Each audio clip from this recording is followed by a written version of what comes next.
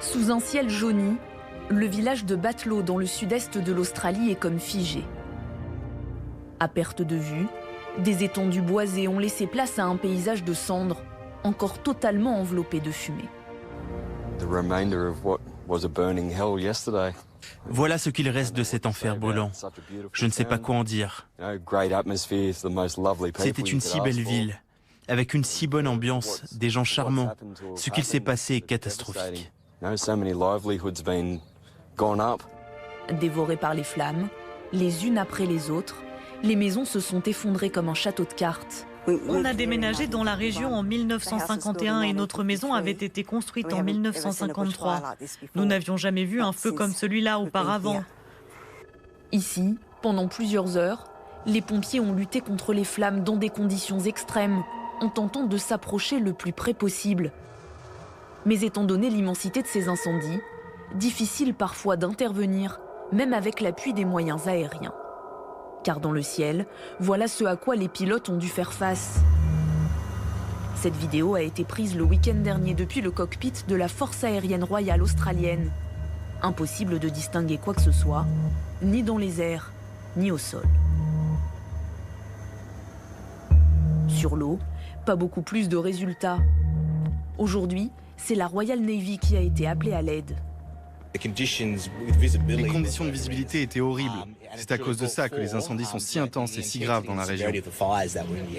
Des interventions limitées, risquées, et des zones qui se retrouvent en feu presque coupées du monde. En tout, depuis le début du mois de septembre, plus de 8 millions d'hectares sont déjà partis en fumée, ce qui représente quasiment la superficie totale de l'Irlande. Vu de l'espace, l'île-continent a quasiment disparu sous les flammes.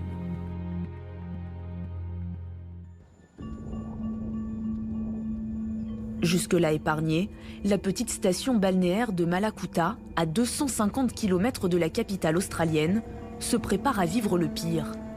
En à peine quelques heures, le feu a encerclé tout le village. L'air est devenu étouffant, la visibilité quasi inexistante. Alors sur les routes encore accessibles, des files de voitures se sont formées et depuis, tous tentent de fuir. Ici, ces habitants sont eux escortés par l'armée australienne à bord d'un avion pour être mis à l'abri au plus vite.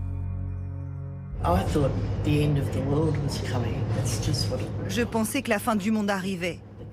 C'est à ça que ça ressemblait, avec ses couleurs, dans l'eau et dans l'air. On voyait l'hélicoptère qui allait chercher de l'eau en mer pour aller asperger les flammes.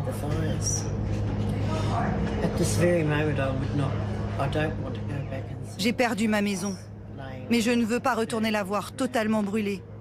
Je ne veux pas la reconstruire ici.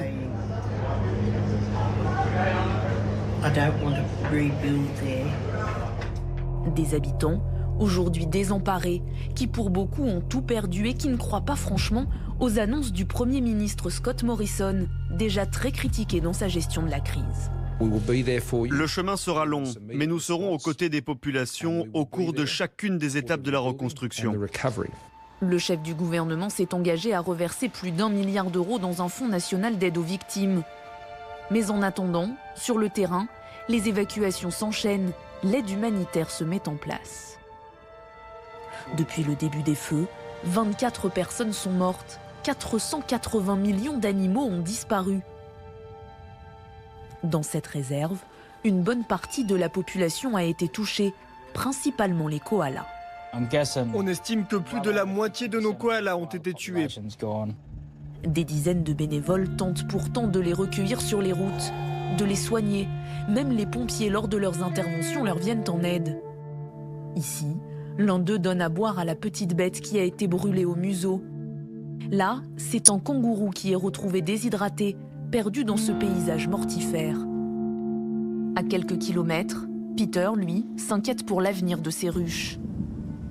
Si on ne les emmène pas dans un endroit où il y a des fleurs, du nectar et du pollen, les abeilles ne pourront plus se reproduire et l'espèce va s'éteindre. Une situation plus que préoccupante et qui, selon les experts météo, n'est pas près de s'arranger dans les prochains jours. Actuellement, 200 brasiers ravagent le pays.